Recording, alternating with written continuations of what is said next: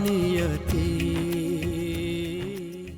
रंग तो पहले ही मायके से लगा के ये बहू रानी। ये तो अच्छा है जो पढ़ी लिखी बहू घर में आई है, जो मायका और ससुराल दोनों को मैनेज कर रही है।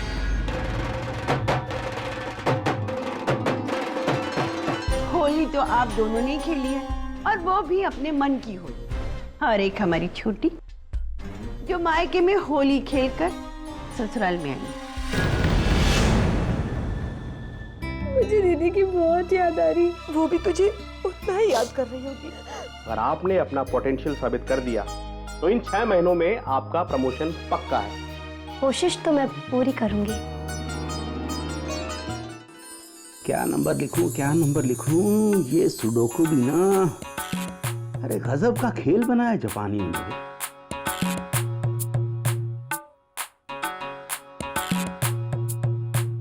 क्या बड़बड़ाए जा रहे हो सर खुजा खुजा के? अरे सुडोकू खेल रहे हो ना? बंटी भी लगा रहता है इसमें। तो बंटी भी इसी में लगा रहता है, मुझ पर क्या है। बड़ा दिमागी खेल है। अब देखो ना, अब 2 नंबरों से मेरी गाड़ी अटकी हुई है। अब समझ में नहीं आ रहा, क्या हर कोई नहीं खेल सकता? बड़ा मुश्किल है। एक मिनट दो जरा मुझे तो। Oh yes you can try. ये 9 and 9। अरे ये देखो हो गया।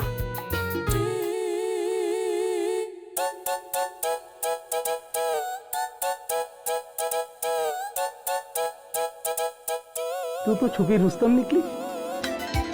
तूने तो 1 मिनट में सॉल्व कर दिया। अरे इसमें क्या है, इससे बड़ी बड़ी तो कितनी प्रॉब्लम मैं दुकान में सॉल्व करती। मतलब बंटी मुझ पर नहीं गया है, तुम पर गया है। इसमें क्या शक है? देखा, आपके चक्कर में जो बात मैं कहने आई थी वो तो भूल ही गई। अपने बाबा जी है ना, वो हरिद्वार से वापस आ गए। अरे वो बीबी मतलब बाबा जी वापस आ गए? इतनी जल्दी क्यों वापस आ गया? ये तो बड़ी खुशी की बात है कि बाबा जी वापस आ गए। कब जा रही हो उनके दर्शन करने? मैं अकेली थोड़ी जाऊंगी उनके दर्शन करने, हम सब जाएंगे। आखिर उनके आशीर्वाद से तो अंबर की शादी हुई है। उनके आशीर्वाद से ही तो अंबर की शादी हुई है। जैसे मैं तो घास खोद रहा था। एक मिनट चुप रहो ना। बाबा जी है ना, शादी में तो आ नहीं पाए थे। अब कम से कम है अंबर और नियति को उनके पाँव पड़वाने तो ले जाना पड़ेगा ना। जरूर जाओ, जाके उनके पैर वैर छुओ, लेकिन मुझे इन सब से दूर रहो। देखो, अगर तुम्हें बहुत बुरा लग रहा है तो मैं भी चलूंगा तुम्हारे साथ। बुरा मुझे इसलिए लग रहा है कि बाबा ने अब तक मेरे पति को इस लायक नहीं समझा कि उसके मन में अपने दर्शनों की इच्छा जागृत कर सके। अरे जब तक बाबा जी ना चाहे ना, तो आप तो क्या, कोई भी उनसे नहीं मिल सकता। उनसे मिलने के लिए किस्मत चाहिए, किस्मत।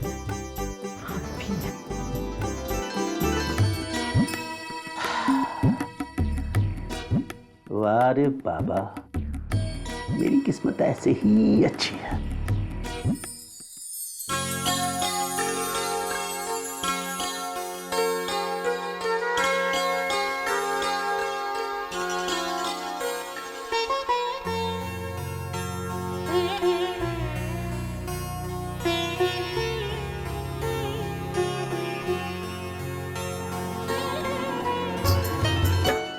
सुरमा समझती हो अपने आप को? क्या जरूरत थी चाय बनाने की जब तबीयत ठीक नहीं है? मेरी बनाई चाय बिना पिए आपका दिमाग चलता है क्या?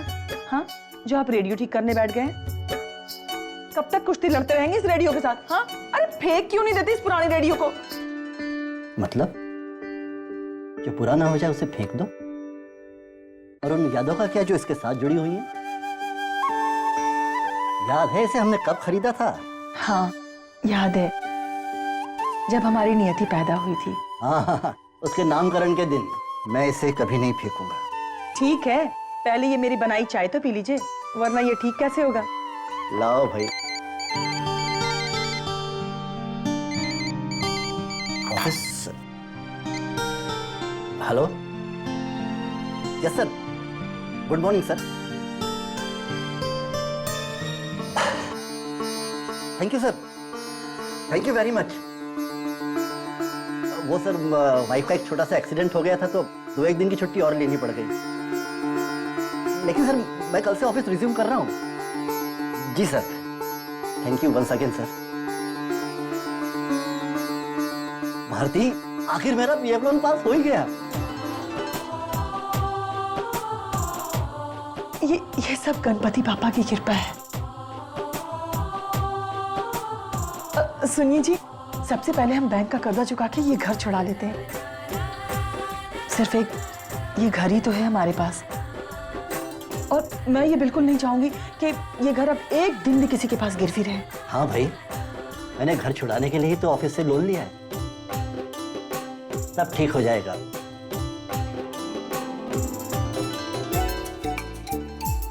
चलो आज खुशी बांट के पीते हैं।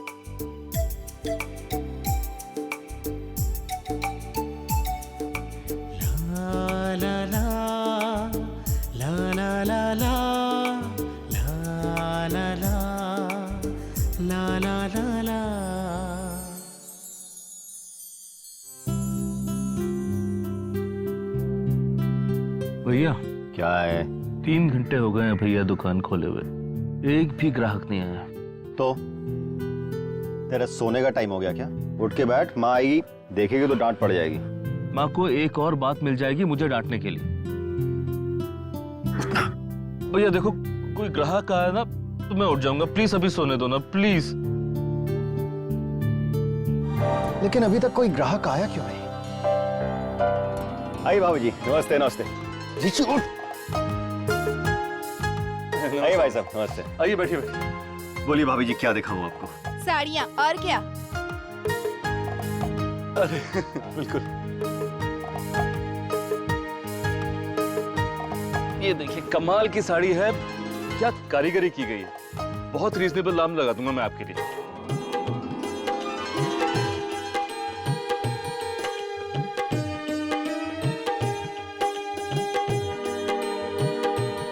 इन्हें अलग रख दो, अगर दूसरी पसंद नहीं आई तो यही ले लेंगे। अरे आप ही की दुकान है।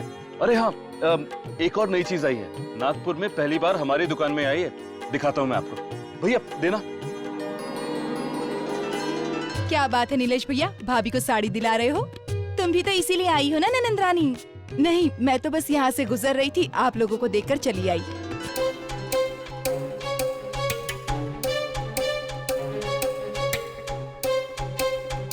मैडम कुछ प्रॉब्लम है? अच्छा ये बताइए, आपकी दुकान में कोई सेल चल रही है? हमारी दुकान में तो कोई सेल नहीं चल रही। क्यों? लेकिन मैडम सर, ये 2 साड़ियाँ आपकी। भैया सामने 50% का डिस्काउंट लगा है, वहाँ जाकर हम देख कर आते हैं।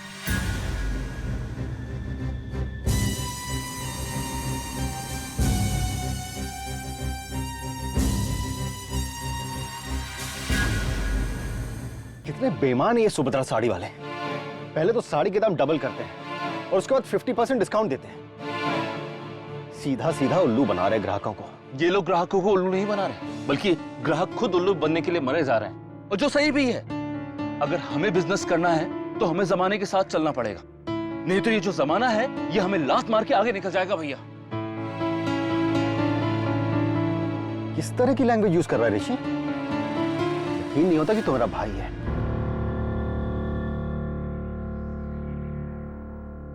वैसे बात तो तू ठीक कह रहा है ना भैया?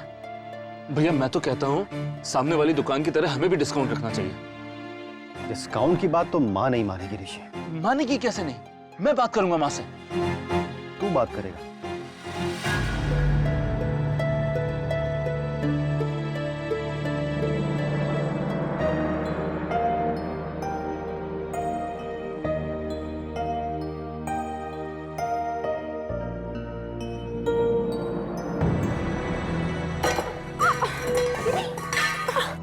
दीदी इधर आइए। नियति, नियति रहने दो ना, थोड़ा ही तो जला है, और वैसे भी ये सब तो होता रहता है। छाले पड़ जाएंगे दीदी। आप 1 मिनट रुकिए। अरे नियति रहने दो, कुछ नहीं हुआ। ये लड़की भी ना। अरे नियति क्या कर रही हो तुम?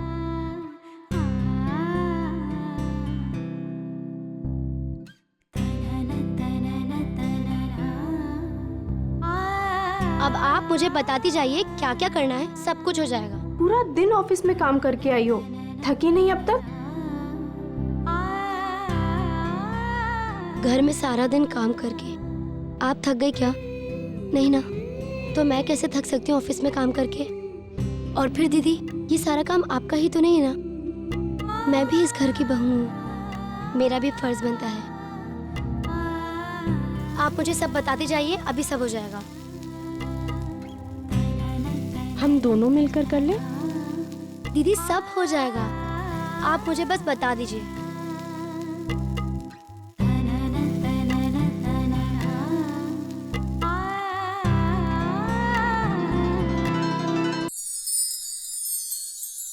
भाई खाना इतना स्वाद था कि यकीन नहीं मानोगे 10 मिनट में मैं कितना खाना गट्ट कर गया। हमेशा कर जाते हैं आप।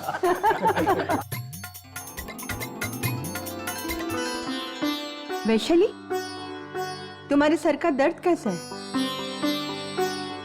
पहले से बेहतर है। वैशु, तुमने खाना तो खा लिया है, अब कमरे में सीधे जाकर सो जाना, टीवी मत देखना।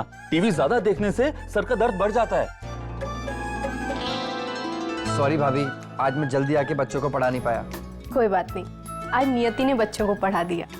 क्या?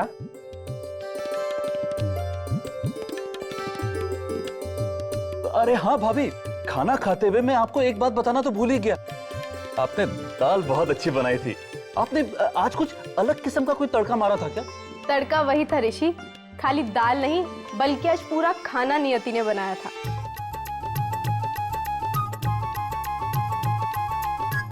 अरे वाह! सच्ची नियति, स्वाद तुम्हारे हाथों में है। तुम ऑफिस से कब आई और कब खाना भी बना लिया? माँ जी, ऑफिस से तो ये शाम को ही आ गई थी। आकर बंटी पिंकी को पढ़ाया और उसके बाद जब इसे पता चला कि मेरा थोड़ा सा हाथ जल गया है तो सारा खाना खुद ही बना डाला। अब बेटे जाके सो जाओ, तुम्हें और कुछ करने की जरूरत नहीं है। कल सुबह हमें ना बाबा जी से मिलने जाना है। अरे अंबर, तुमने बताया नहीं छोटी को उनके बारे में? सॉरी माँ, भूल गया। अरे बहुत पहुंचे हुए बाबा जी हैं वो। माँ बहुत मानती है उन्हें। एक्चुअली उन्हीं के कहने पे हमारी शादी इतनी जल्दी जल्दी में हुई। मम्मी जी, आजकल ऑफिस में बहुत ज्यादा काम आया हुआ है। गुरुजी के यहाँ पर किसी छुट्टी के दिन भी जा सकते हैं ना? नहीं, हमें जाना तो कल ही पड़ेगा।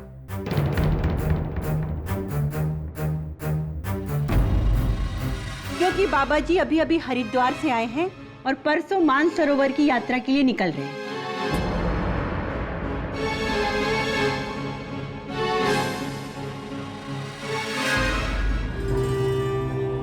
लेकिन फिर तुम ऑफिस में लेट हो जाओगी ना।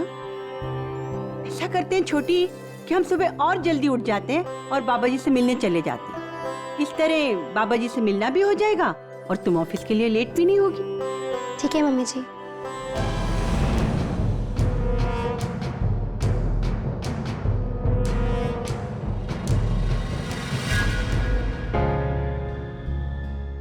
तुम्हारे लिए वहाँ फोटो के पास कुछ रखा है, ले लो।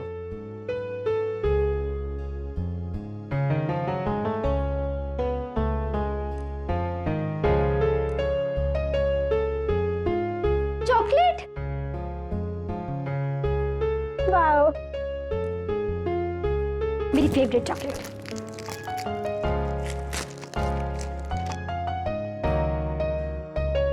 जब कोई किसी को कुछ देता है तो सिविलाइज्ड लोग थैंक्स कहते हैं। क्यों? तुमने तो कहा था दोस्ती में नो सॉरी नो थैंक्स। भूल गए क्या सलमान खान वाली बात? पहले नहीं दे सकते थे? डिनर के बाद सब लोग मिलके खाते। हंस क्यों रहे हो? अरे मैं हंस नहीं रहा हूँ, मैं तो खुश हो रहा हूँ। इनफैक्ट मुझे अपनी किस्मत पे और तुम्हारे पे घमंड हो रहा है। डैड सही कहते थे, तुम कमाल की लड़की हो। पता है, इस घर को जैसी सुपर बहू चाहिए थी ना, तुम एकदम वैसी हो। पता है, तुमने आते ही घर और बाहर दोनों के फ्रंट संभाल लिए। सुबह से शाम तक ऑफिस में काम किया, फिर घर आके आराम करने की जगह बच्चों को पढ़ाया, फिर खाना भी बना दिया। वाह! पता है, आज जब सब लोग तुम्हारी तारीफ कर रहे थे ना, तो मुझे बहुत अच्छा लग रहा था। ऐसा लग रहा था सब लोग मेरी तारीफ ही कर रहे हैं। इस घर का दिल जीतना बहुत मुश्किल है और तुमने कितनी आसानी से कर दिखाया। I am so proud of you my love. I am so proud of you. I am so proud of you. बस बस पतिदेव, चने के झाड़ पर चढ़ जाऊंगी। मैंने बस वही किया अंबर जो मेरे मम्मी पापा मुझसे उम्मीद करते हैं। मैं यहाँ पर सबको खुश रख सकूं, इस घर के लिए कुछ कर सकूं, तभी तो उनको मुझ पर फख्र होगा ना, और तुम्हें भी।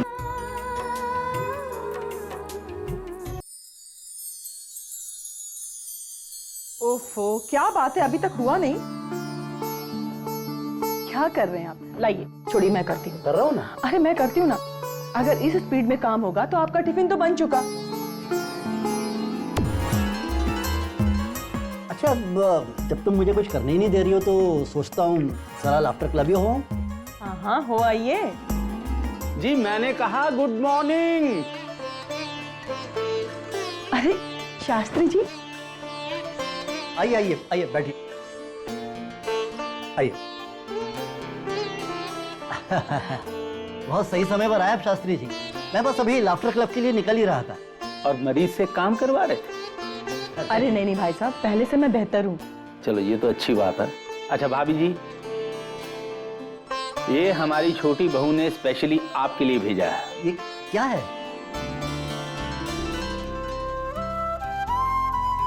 सूजी का हलवा?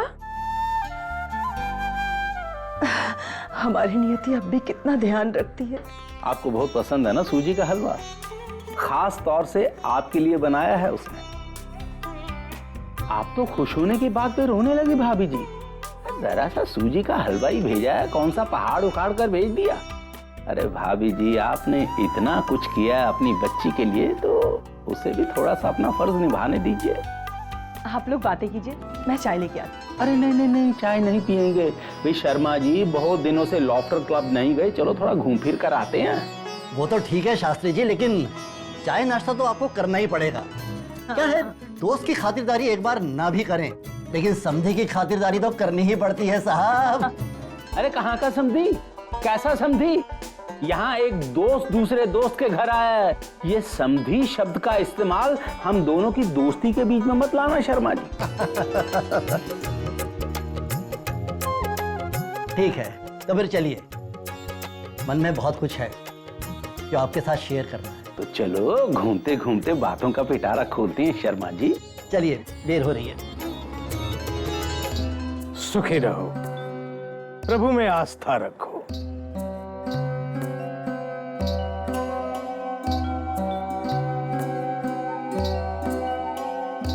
तो आपने 1 महीने में अपने बेटे की शादी कर ही दी। गुरु महाराज जी, मैं कौन होती हूँ करने वाली? ये तो सब आपके आशीर्वाद का फल है। जो होनी है वो तो होकर ही रहेगी।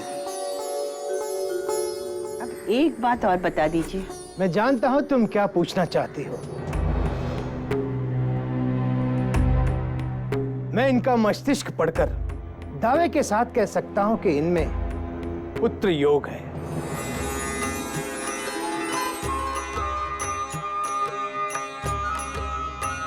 बहुत ही तेजस्वी पुत्र का योग है। बस बस महाराज जी, यही सुनना चाहती थी मैं आपके मुंह से। किंतु इसमें समय लगेगा, कुछ बाधाएं आएंगी, ग्रहों का दोष है इसमें।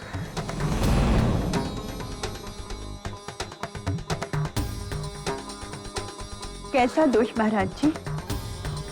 आपके लिए तो कुछ भी असंभव नहीं है। आप दोष को दूर कर दीजिए ना। सब ठीक तो होगा, लेकिन समय पर होगा। और जब समय आएगा तुम्हें अपने आप संकेत मिलने शुरू हो जाएंगे, तब तुम मेरे पास आओगी और उस वक्त मैं तुम्हें बताऊंगा कि तुम्हें क्या करना है। लेकिन उन संकेतों के बारे में एक बात ध्यान में रखना, चाहे कुछ भी हो जाए, कैसे भी संकेत मिले, ईश्वर को ध्यान रखना, अपना ध्यान धैर्य और साहस मत खोना, सब ठीक हो जाएगा। हरि बोल, हरि बोल।